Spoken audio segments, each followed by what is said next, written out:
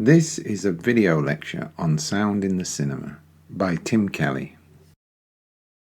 I'd like to start by quoting from the great Japanese film director Akira Kurosawa, whose pictures included Rashomon, The Idiot, Seven Samurai, Throne of Blood, High and Low, Redbeard, and Ran, amongst many, many others. It is only when I add the sound, it is then I tremble. If you've ever made your own video films and got so far as to add sound effects and music, then you'll understand that transformative moment when a series of moving images is given a new dimension and becomes art. You'll understand the amazing transformative power of sound. And in order to illustrate this, let's take a look at a clip from Herzog's film of George Buchner's Wojciech. Now, Buchner wrote the play in the 1830s, though it wasn't performed till 1913, and it was much beloved by the German expressionists of the early 20th century. It's often referred to as the first modern play, not only because the events in it are both morally unjustifiable yet psychologically explicable, but also insofar as its author died at the early age of 23, leaving only fragments of script. And the order of events is uncertain, so theatre companies have an added freedom to perform the extraordinary scenes in not just different ways, but in different orders.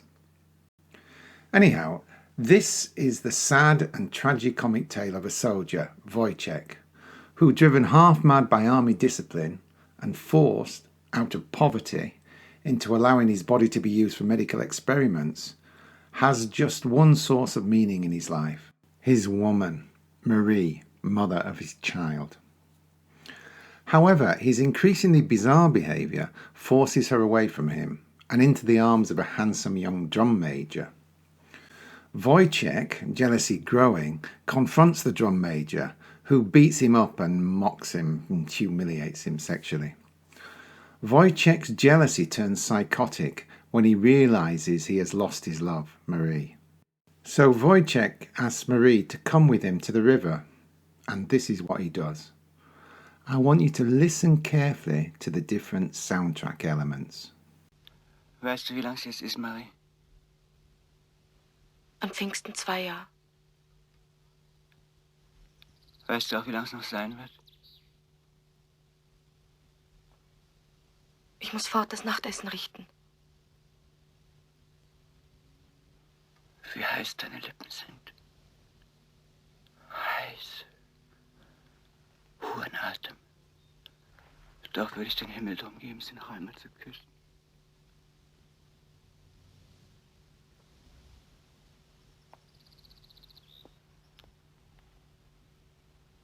Was der Mond rot aufgeht.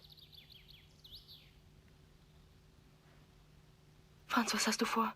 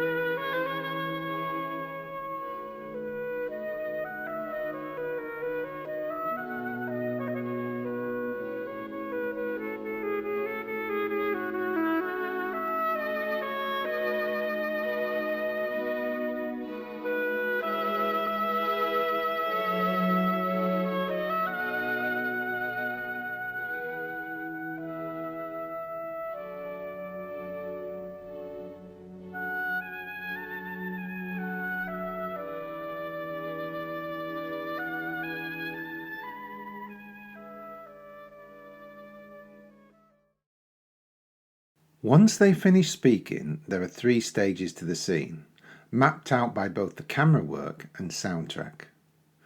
We have the noisy, rousing band music as Wojciech begins his attack, and this accompanies the murder scene throughout. This has been the music associated with his psychological disintegration on the military training ground. The camera remains on him during this time as we see the horrible brutality of him taking aim with the knife and choosing his spot or repeated spots for stabbing and murdering Marie. Then the music ends and we have only diegetic sounds of the birds, perhaps a hint of the final breathing of Marie, and we see the face of the dying girl. So the crazy music has gone and the soundtrack is quiet. The non-diegetic sound is gone. We have the movement from madness to reality, if you like, in this second stage. And then slowly a new music arises over an image of Wojciech rising up from his evil work. And then the solo wind instrument plays a haunting air. And we know that now the psychotic rage has gone from Wojciech. Reality has kicked in. And the third stage is awareness, as he realizes with absolute despair the horror of his deed. And in a last act of despairing love and regret, he kisses his dead love, as the camera lingers for almost unbearable time on the face of the tragically destroyed and distraught Wojciech, until finally the music fades out with the image.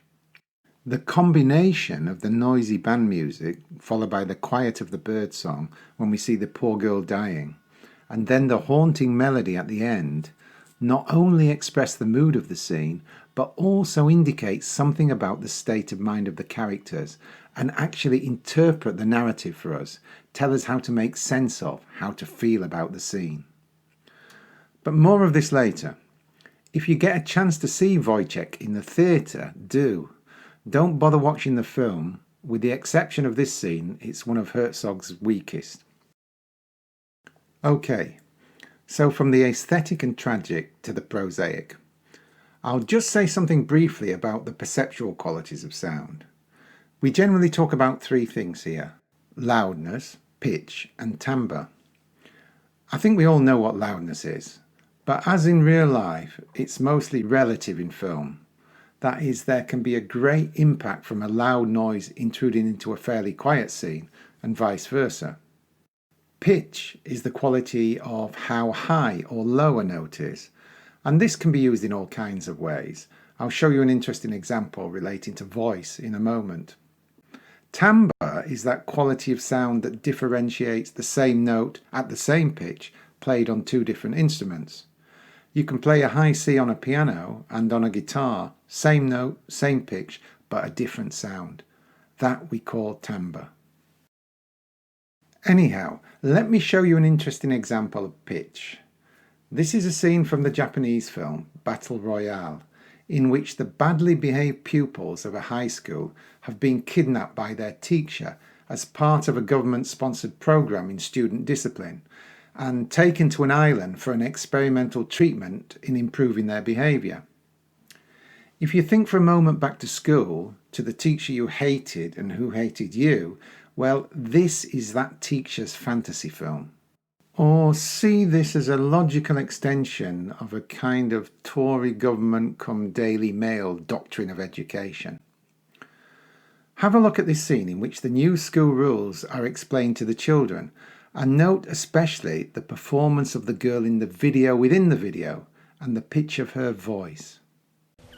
この国の分みたいなやつのおかげですっかりダメになってしまいました。だから偉い人たちは相談してこの法律を作りました。バトルロワイヤル。そこで今日は皆さんにちょっと殺し合いをしてもらいます。最後の一人になるまでです。反則はありません。何がおかしい？先生、言ってる意味がよくわかんないんですが、まさかこれって。実は担任の林田先生な、B組でこれやることにものすごく反対したんだよ。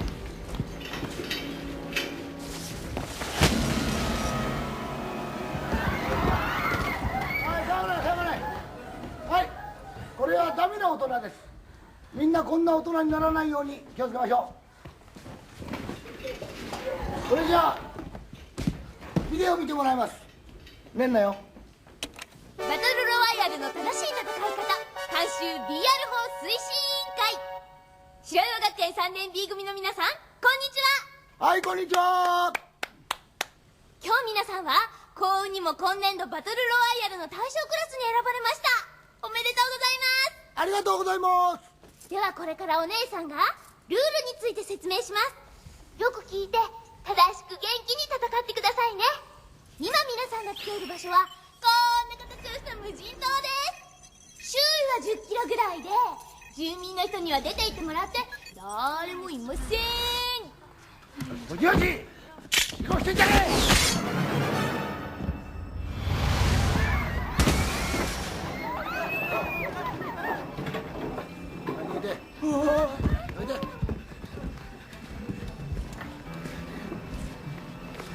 ごめんな、俺が殺しちゃ反則だよな。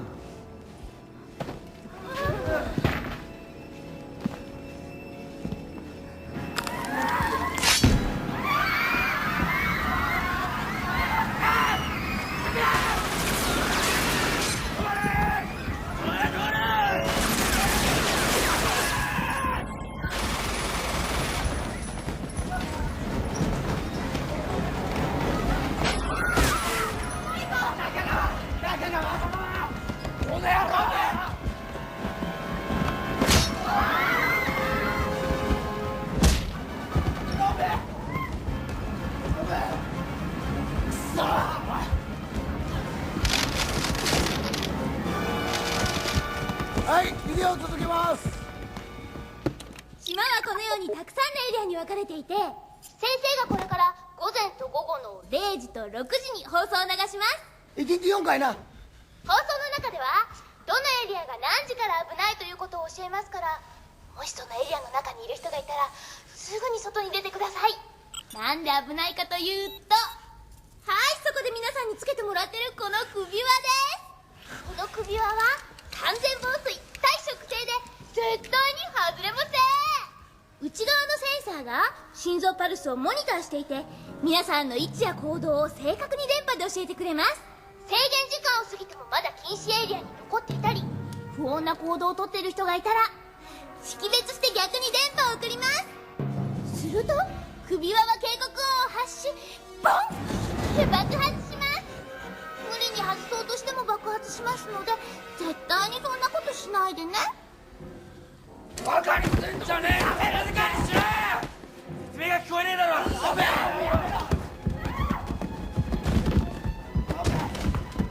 やめか。静かにしろ。しょうがねえな、お前は。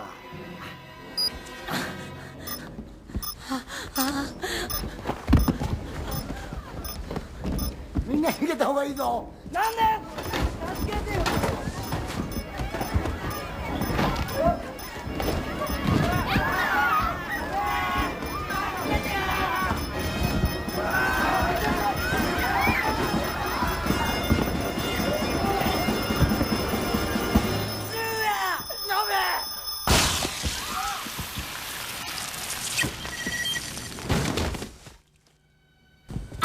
それからもう一つ大事なこと。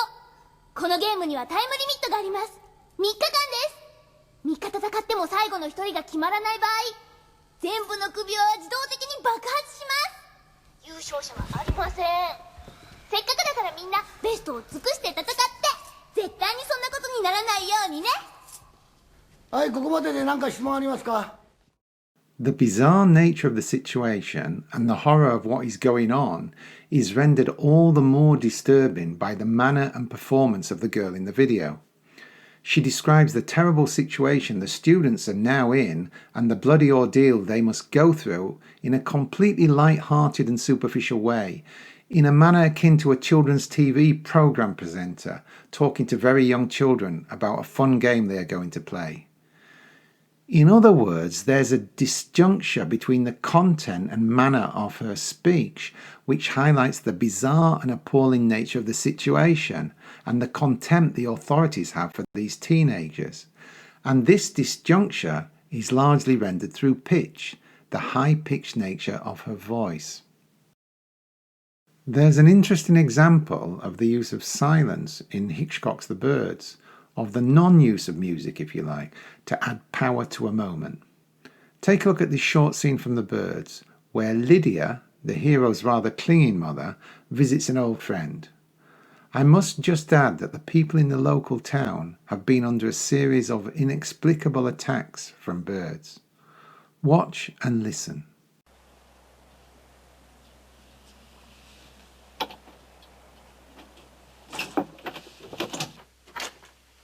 Dad, are you home?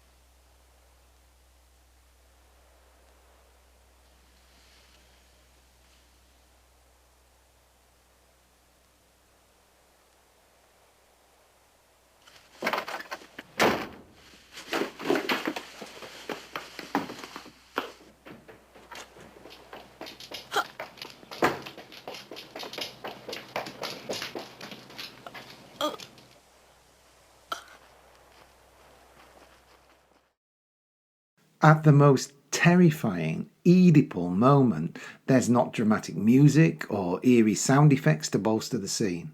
Rather pure silence, mimicked by Lydia's inability to express herself, to find a voice to express the horror.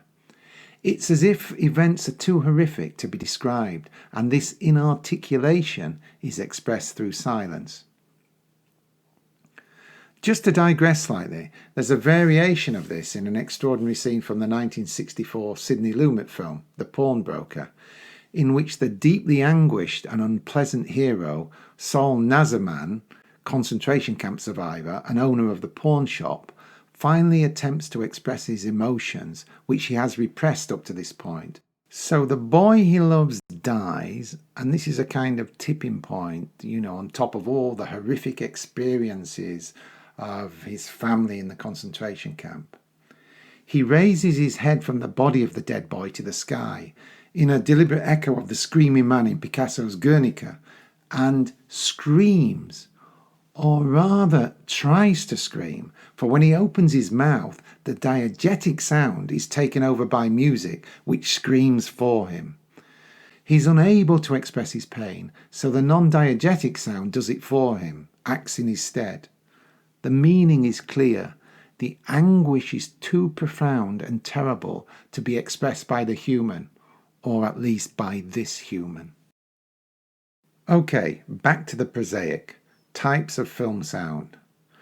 We divide sound in film into three types: speech, music, and noise, or sound effects. Let's deal with speech to begin with, as this probably has the greatest number of functions in film. So speech can be used to carry story information, show relations between characters, offer clues as to character, plant plot information or disinformation, interpret the image, tell us where to look or who to look at, and also to provide that pure joy in language manipulation, as in real life, to provide jokes, poetic lines, what we think of as good dialogue. So speech can do all these things and more. Note that speech is usually diegetic, that is, it comes from the world of the story. It's usually the voices of the characters in the story. But it can be non-diegetic, such as the voiceovers of narrators that you commonly find in documentary films. So let's have a watch and a listen to an example of good dialogue. Now this clip is from the Danny Boyle film Trainspotting, in which the hero, Renton, goes with his mates for a walk in the Scottish hills. And you'll get the chance to hear Renton expressing his love of the wild outdoors, his pride in being Scottish, and his affection for the English.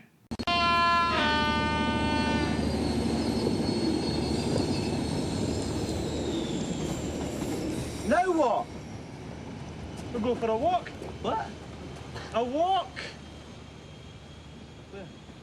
There! Are you serious?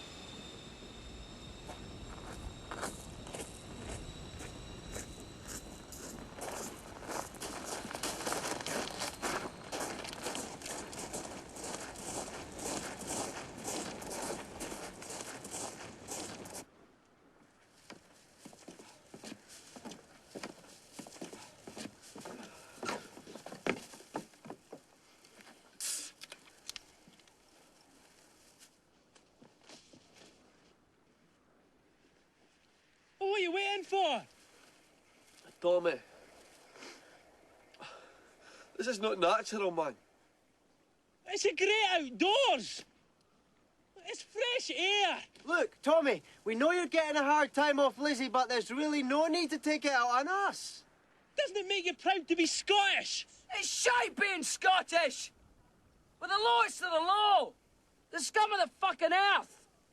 The most wretched, miserable, servile, pathetic trash that was ever shot into civilization. Some people hate the English, I don't. They're just wankers. We, on the other hand, are colonised by wankers. Can't even find a decent culture to be colonised by. We're ruled by effete arseholes. It's a shite state of affairs to be in, Tommy, and all the fresh air in the world won't make any fucking difference.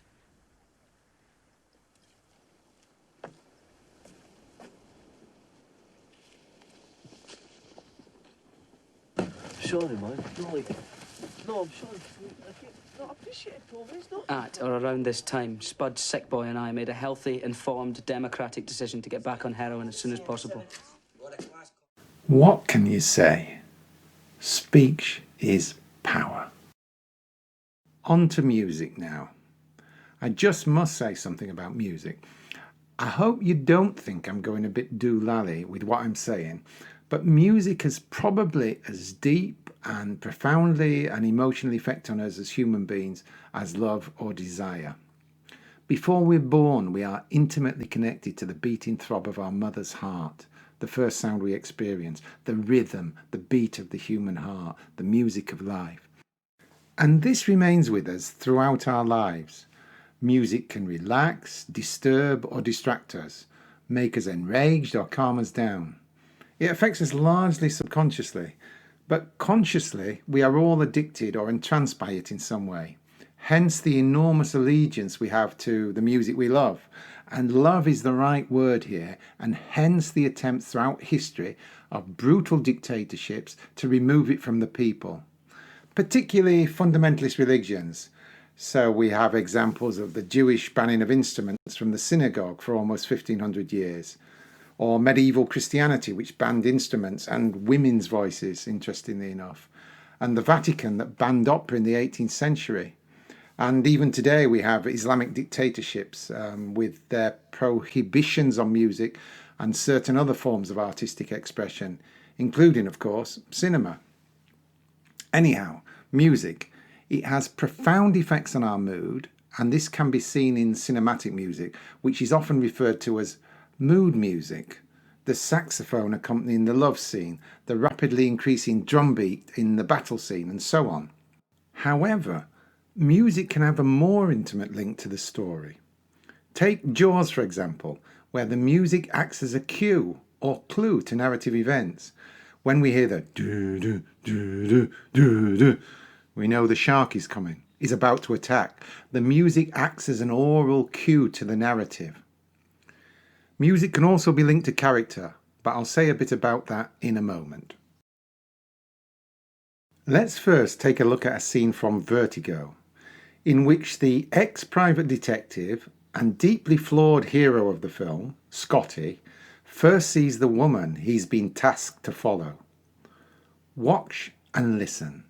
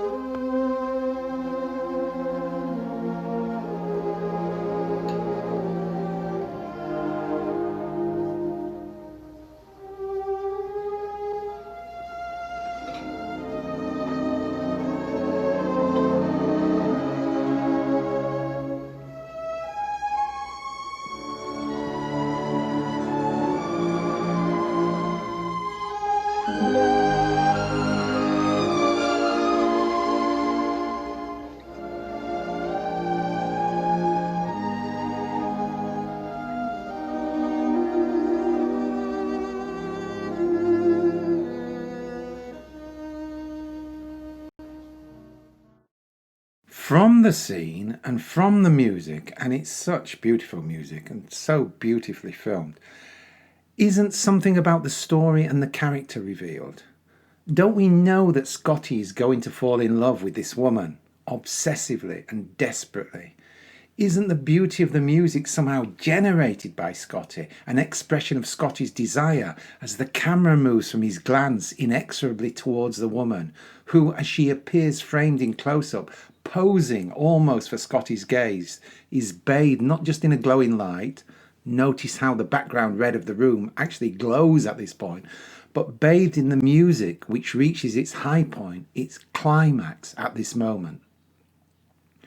I won't say any more, but you must watch this film, which despite its flaws and the slow pace of its narrative, is one of the most important films in cinema history, and a profound artistic expression of the impossibility of fulfilling human desire. I'll say no more. Go watch it. So on to music and character, and on to Once Upon a Time in the West. In relation to the Sergio Leone film, I'll say this. It's flawed, it does have long boring passages, it was butchered by the producers, but stick with it. Despite the flaws, it's a cinematic masterpiece and worthy of deep reflection, particularly in terms of the development of the West in North America and the role of capital and the working man and woman. Note particularly, in our context, that is in relation to sound, the different musical themes or leitmotifs in the film and how these relate to different characters. So certain characters are associated with or accompanied by certain music, and the music is bound up with key archetypes of the Western genre. So most strongly, the main character is called Harmonica, and he is trapped by and utterly consumed by revenge. This is his life's purpose, and his music is the music of death. And of course this links him to Frank, the antagonist, whom he passes the harmonica to in the stunning finale. Contrast this with the music associated with the heroine, which is highly melodious, lovely in many ways, and is related not just to the female, but to the building of the town. She represents the future, growth and civilization, the development of the railway and the beginning of the urban, the potential for development and life. The grating cacophonous sound of the harmonica represents the outsider, the gunslinger, the past, violence and death. And besides character, think about how music relates to plot and memory, and how far this film is not simply a Western, but also a revenge drama. I'll just go on quickly to The Shining to show you the power of sound effects. These are generally used to reinforce the reality of the filmic world, but also to create a mood or atmosphere rather like music. They can also be linked to the mind of the characters, which I think you'll see or hear in this next excerpt, in which the disturbed nature of the characters' minds, the fear and disturbance of Wendy, the woman, and the outright madness of the husband Jack, is communicated largely through sound effects. In this scene, Wendy goes to her husband's study in the Overlook Hotel, which they are living in alone with their son, caretaking the place whilst it's closed in the winter. And she confronts the great novel her husband has been working on for weeks and months, which we might call the archetypal postmodern text par excellence. Notice the different sound effects and what they communicate about the situation and the psychological state of the characters. As you watch and listen, try to answer the following questions. What are the sound effects and how would you describe them? How do they affect the mood of the scene? How do they affect our feelings and nerves as viewers? How do they relate to character?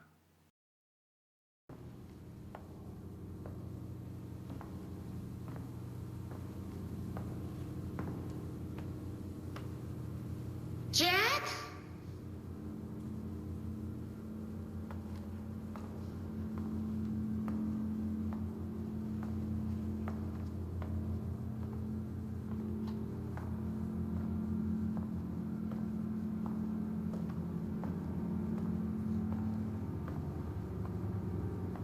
Jack?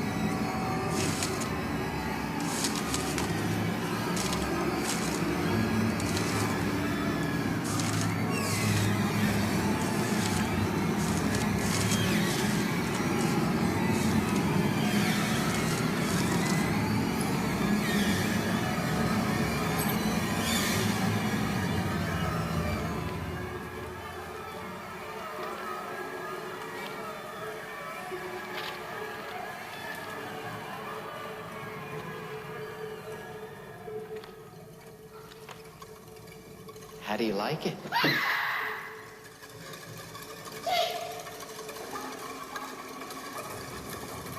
How do you like it?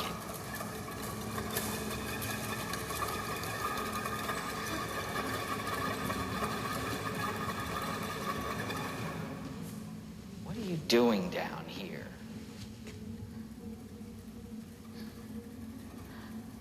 I just wanted to talk to you.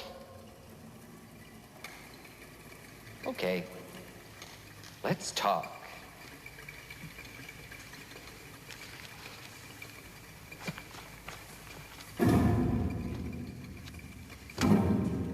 What do you want to talk about?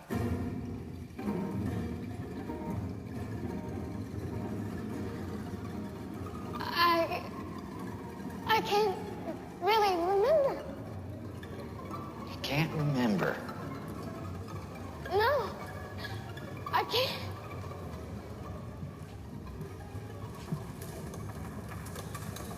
Maybe it was about Danny. Maybe it was about him. I think we should discuss Danny. I think we should discuss what should be done.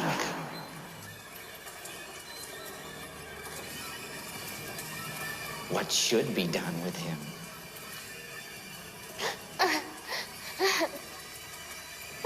I don't know.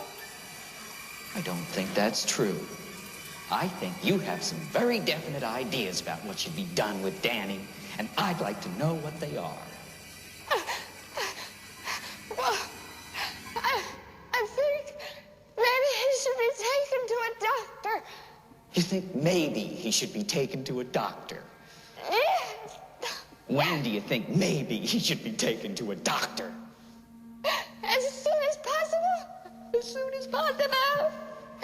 Jack. You believe his health might be at stake. Yes.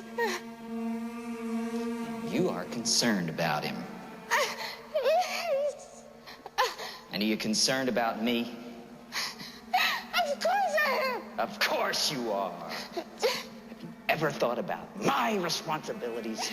Oh, Dick, what are you talking about? Have you ever had a single moment's thought about my responsibilities? Have you ever thought for a single solitary moment about my responsibilities to my employers? Has it ever occurred to you that I have agreed to look after the Overlook Hotel until May the 1st? Does it matter to you at all that the owners have placed their complete confidence and trust in me, and that I have signed a letter of agreement, a contract, in which I have accepted that responsibility? Do you have the slightest idea what a moral and ethical principle is, do you? Has it ever occurred to you what would happen to my future if I were to fail to live up to my responsibilities? Has it ever occurred to you? Has it? Stay away from me. Why? I just want to go back to my room. Why? Well, I'm very confused. I just need a chance to think things over. You've had your whole fucking life to think things over. What good's a few minutes more gonna do you now? Stay away from me. Please. Don't hurt me. I'm not gonna hurt you. Stay away from me. Wendy. Stay away. Darling, light of my life. I'm not gonna hurt you. You didn't let me finish my sentence. I said, I'm not gonna hurt you. I'm just gonna bash your brains in. I'm gonna bash them right the fuck in. Stay away from me. Don't hurt me. I'm not gonna hurt you. Stay away from me. Stay away. Please. Stop swinging the bat. Stay away. Put the bat down, Wendy. Stop it. Wendy, give me the bat. Please. Stay away. Give me the bat. Stop it. Give me the bat. Stay away. Stop swinging the bat. Please stop. Give me the bat. Stay away. Wendy. Stay. Give me the bat. Give me the bat. Ah, God damn.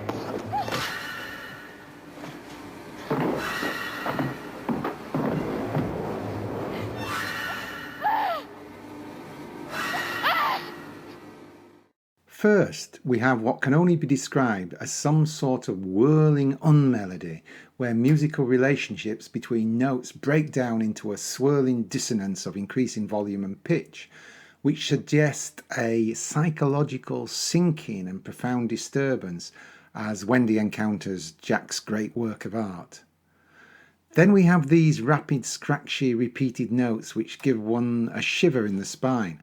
I can't help feeling like spiders are running up and down my body as Jack appears, revealing the deeply uncomfortable, highly disturbed, psychotic state of the husband. These are punctuated with harsh beats which sonically foreshadow the unpredictable nature of the violence about to emerge. We also hear Jack's voice through a distorted filter at one moment. The sound effects give a terribly ominous and disturbing feel to this scene of psychological and physical threat by the husband on the wife. And isn't the difference in pitch between Jack's hard-edged, aggressive male voice and Wendy's high-pitched, weak, crying and pleading female one indicative of the power relations between them? On now to dimensions of film sound. Other ways of talking about sound in films, if you like. Sound obviously has rhythm, and I'll show you an interesting example of rhythmic editing related to sound in a few minutes. Fidelity refers to how truthful the sound is to the reality of the story. So a sound that has fidelity will appear to be real inside the diegetic world. So if we see a cat and hear a meow, then the sound has fidelity, is true to the story world, if you like. But if we see a dog on screen and hear it meow, it would lack fidelity. The same if we saw a man speak but heard a woman's voice, and so on. These sort of things are often used for filmic jokes. Sound has a relationship to space. Diegetic sound comes from inside the world of the story. It's normally the dialogue spoken between characters. And non-diegetic sound is usually the mood music outside the world of the story. So dialogue often directs our attention to part of the screen, the character speaking, or diegetic sound effects, such as the sound of a door opening, could direct our attention to off-screen space. But note also that dialogue can be non-diegetic. Think of voiceovers in nature documentaries, for example. And music can conversely be diegetic. There's a famous play on the diegetic, non-diegetic distinction in Mel Brooks's film Blazing Saddles. A sheriff is riding across the desert and we hear the non-diegetic music playing. But as he continues his ride, in the middle of the desert is Count Basie and his orchestra playing that music. What we thought was non-diegetic is actually diegetic. So here we have Mel Brooks's elaborate joke on music and diegesis. Sound also has a relationship to time. Sound can be synchronous or asynchronous, out of sync. Singing in the Rain and What's Up Tiger Lily offer amusing examples of asynchronous sound. Sound can come from the chronological moment in the story. Most dialogue tends to. But it could come from earlier in the story, or more rarely from later in the story, in what we call a sonic flash forward. You can watch here an interesting example of this from Psycho. But before you do, the backstory. It's Friday afternoon and Marion's boss has given her $40,000 cash to deposit in the bank on her way home. Payment from a particularly objectionable tax-dodging client who insisted on dealing in cash. Marion's boyfriend has some financial problems which prevent them from being together, and in a rash moment, Marion decides that instead of depositing the money in the bank, she'll run off with it. As she's driving away from town on the Friday afternoon with the money, we have a series of sonic flash forwards.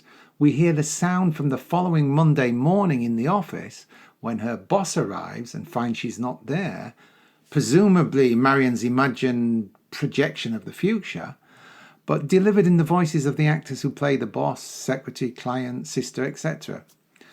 So watch the clip and listen. Yes, Mr. Lowry? Carolyn? Marion still isn't in? No, Mr. Lowry, but then she's always a bit late on Monday mornings. Buzz me the minute she comes in. And call her sister, if no one's answering at the house. I called her sister, Mr. Lowry, where she works. The music maker's music store, you know. And she doesn't know where Marion is any more than we do. You better run out to the house. She may be, unable to answer the phone. Her sister's going to do that. She's as worried as we are. No, I haven't the faintest idea. As I said, I last saw your sister when she left this office on Friday. She said she didn't feel well and wanted to leave early. I said she could. That was the last I saw. Oh, wait a minute. I did see her sometime later driving... I think you'd better come over here to my office, quick. Carolyn, get Mr. Cassidy for me. After all, Cassidy, I told you, all that cash. I'm not taking the responsibility. Oh, for heaven's sake. Girl works for you for 10 years. You trust her. All right, yes, you better come over. Well, I ain't about to kiss off $40,000. I'll get it back, and if any of it's missing, I'll replace it with her fine, soft flesh. I'll track her, never you doubt it. Oh, hold on, Cassidy. I still can't believe... It must be some kind of a mystery. I can't... You checked with the bank, no? They never laid eyes on her, no? You still trusting? Hot creeper, she sat there while I dumped it out. Hardly even looked at it. Planning, and even flirting with me. This is a clever and rare use of asynchronous dialogue. Hitchcock, as usual, experimenting successfully in areas in which few filmmakers dare to go or are able to imagine. Note that rhythm is one aspect of sound, and film, being a temporal form, may also have rhythm. Here's an example of music and editing working together to give punch to the images. The thug hero Alex is getting off on his ultra-violent, blasphemous fantasies to the tune of his favourite composer, Ludwig van.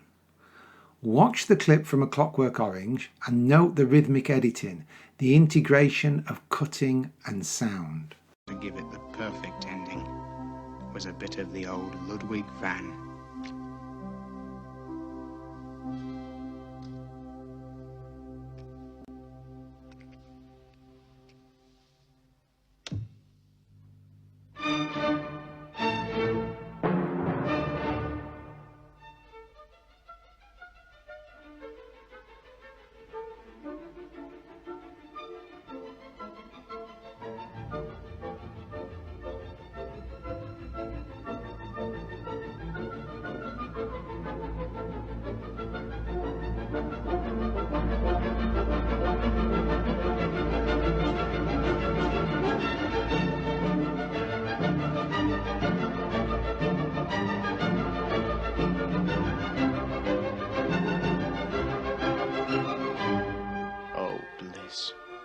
Bliss and heaven. Oh, it was gorgeousness and gorgeosity made flesh. It was like a bird of rarest spun heaven metal, or like silvery wine flowing in a spaceship, gravity all nonsense now. As I sluiced it, I knew such lovely pictures.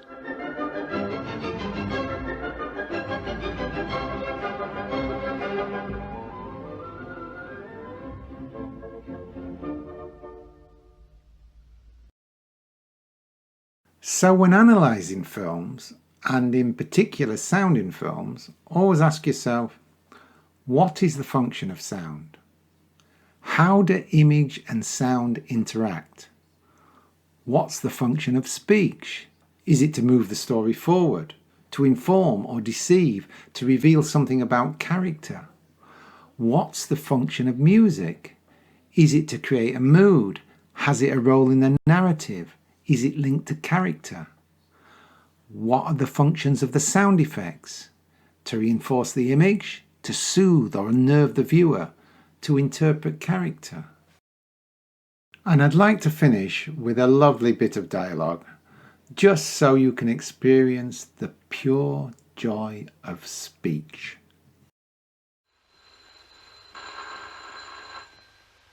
What's the matter with you? Too lazy to answer the door?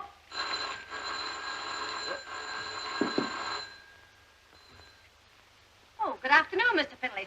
Good afternoon.